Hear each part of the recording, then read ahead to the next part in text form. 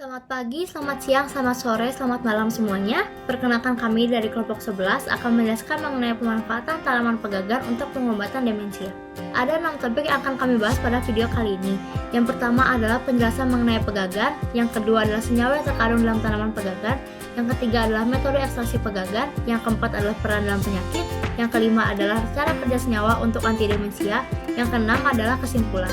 Perkenalkan, nama saya Asri Tiawanti Nugroho dengan NIM 1620131. Pegagan merupakan tanaman herba tahunan yang tumbuh di daerah tropis dan berbunga sepanjang tahun.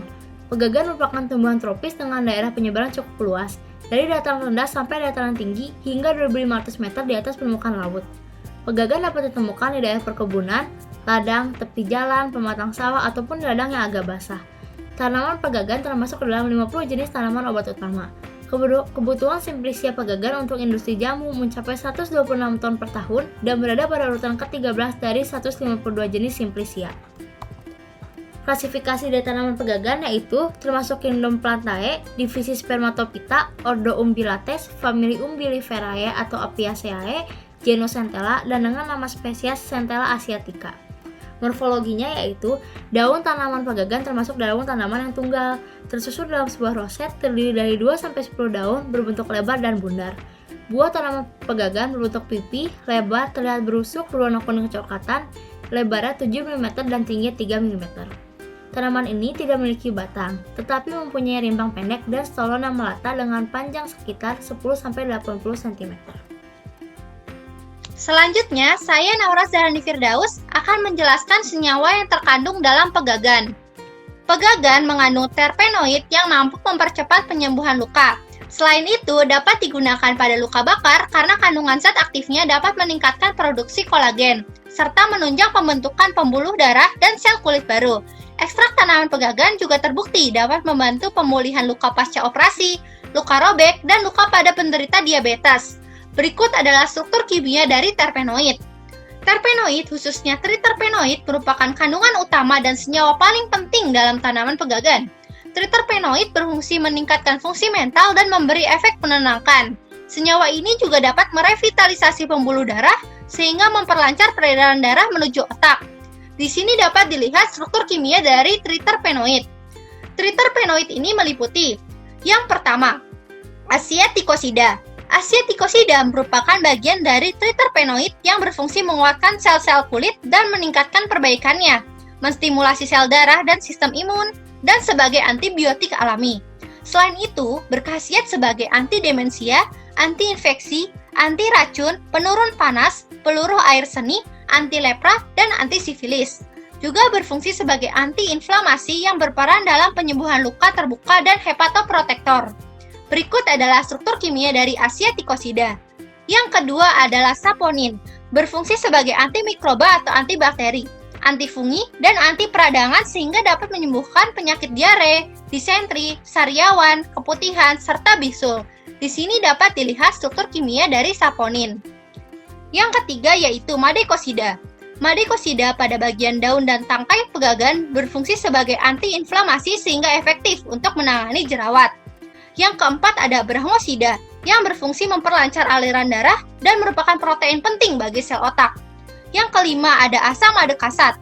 Senyawa ini efektif dalam menghambat pertumbuhan bakteri Mycobacterium tuberculosis. Yang terakhir ada asam sentoik dan asam sentelik.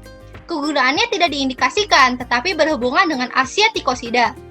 Selain itu, tanaman pegagan juga memiliki kandungan-kandungan lain seperti tanin, garam-garam mineral, kalium, natrium, magnesium, kalsium, dan besi, fosfor, minyak atsiri, pektin, asam amino, vitamin B, dan zat velarin yang memberikan rasa pahit.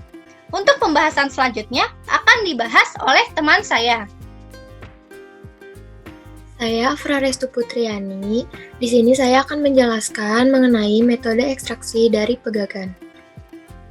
Ekstraksi dari pegagan untuk mendapatkan senyawa antioksida dapat dilakukan dengan metode maserasi. Mengapa kami memilih contoh metode maserasi? Karena metode ini termasuk mudah untuk dilakukan. Maserasi yaitu metode ekstraksi sederhana yang dilakukan dengan cara merendam serbuk Simplicia dalam cairan pelarut selain air selama beberapa hari dalam suhu kamar. Berikut adalah langkah-langkah dari ekstraksi. Yang pertama, larutkan pegagan yang akan diekstraksi ke dalam etanol. Kami di sini mengambil contoh dengan etanol. Yang kedua, saring hasil rendaman. Hasil dari rendaman ini akan menghasilkan ekstrak cair. Ekstrak cair lalu diuapkan ke dalam rotatory evaporator untuk menghasilkan ekstrak kental. Yang selanjutnya, ekstrak kental akan dilakukan pengujian KLT untuk mengetahui senyawa yang dihasilkan dari proses sebelumnya. Apabila hasil dari proses ini belum sesuai keinginan, maka lakukanlah langkah-langkah secara berulang sampai hasil yang diinginkan didapatkan. Saya Nyamatita Widiani dengan NIM 1622011 akan melanjutkan penjelasan mengenai peran tanaman pegagan dalam penyakit. Pegagan hijau atau Centella asiatica mengandung senyawa acetic acid sebagai zat untuk meregenerasi saraf yang rusak. Oleh karena itu, pegagan sangat bagus untuk mengobati penyakit demensia. Mengapa demikian? Demensia diklasifikasikan sebagai gangguan neurokognitif utama yang mengganggu fungsi kognitif atau mengacu pada memori, ucapan, bahasa, penilaian, penalaran, perencanaan, dan kemampuan berpikir lainnya, serta kinerja kegiatan sehari-hari. Penyakit Alzheimer atau AD adalah penyakit neurodegeneratif progresif yang diakui sebagai penyebab utama paling umum dari demensia. Penelitian in vitro dan in vivo telah menunjukkan bahwa seluruh ekstrak, baik dalam bentuk ekstrak etanol maupun ekstrak air, dan juga senyawa individu, pegagan memiliki efek perlindungan terhadap berbagai penyakit saraf. Salah satunya adalah penyakit Alzheimer. Penyakit Alzheimer ditandai dengan adanya akumulasi dan deposisi peptida beta amiloid di otak. Deposisi beta amiloid pada pembuluh darah otak terjadi pada banyak pasien penyakit Alzheimer dan dapat membentuk angiopati amiloid cerebral. Deposit beta amiloid mengakibatkan inflamasi neuro dan neurovaskular yang akan berkontribusi dalam neurodegenerasi. Administrasi ekstrak pegagan secara oral mampu mencegah pembentukan agregat beta-amiloid intraseluler pada penyakit Alzheimer, sehingga dapat digunakan sebagai pengobatan maupun profilaksis dari penyakit tersebut.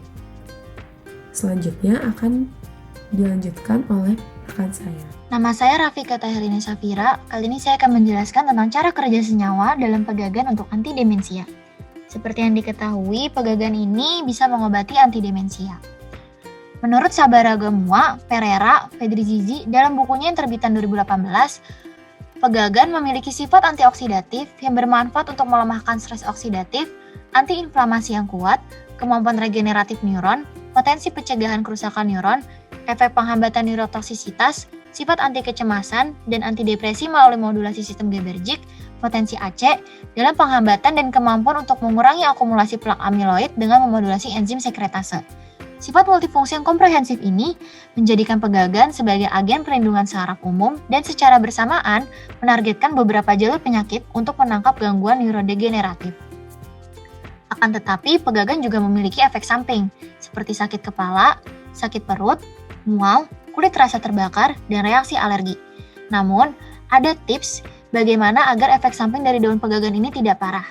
Mengonsumsi ekstrak daun pegagan ini sebaiknya diawali dengan dosis yang rendah, lalu ditingkatkan secara bertahap. Hal tersebut untuk mengurangi resiko efek samping dari daun pegagan. Akan tetapi perlu diingat, untuk tidak dikonsumsi dalam jangka yang panjang. Idealnya, pegagan hanya bisa dikonsumsi 2-6 minggu saja. Selanjutnya, saya Nisrina Intan Mariza dengan NIM 1622031 akan menjelaskan tentang kesimpulan. Kesimpulannya adalah, tanaman pegagan termasuk tanaman obat atau herba. Untuk memanfaatkannya dapat dilakukan dengan proses ekstraksi dengan metode maserasi. Kemudian, ekstrak tersebut dapat diolah menjadi bentuk sediaan yang dapat dikonsumsi, berupa sediaan padat seperti kapsul atau cair berupa jamu minum. Ekstrak pegagan tersebut berpotensi dikembangkan menjadi sumber eksplorasi obat untuk penanganan penyakit demensia. Namun, pemanfaatannya masih memerlukan kajian dan penelitian lebih lanjut mengenai proses aktivitas dan keamanan obatnya. Senyawa utama yang berperan dalam pemanfaatan ini adalah asiatikosida. Pegagan juga memiliki manfaat lain untuk tubuh dan aman untuk dikonsumsi sesuai dosis dan dalam jangka waktu tertentu. Sekian presentasi dari kami, kurang lebihnya mohon maaf. Terima kasih atas perhatiannya.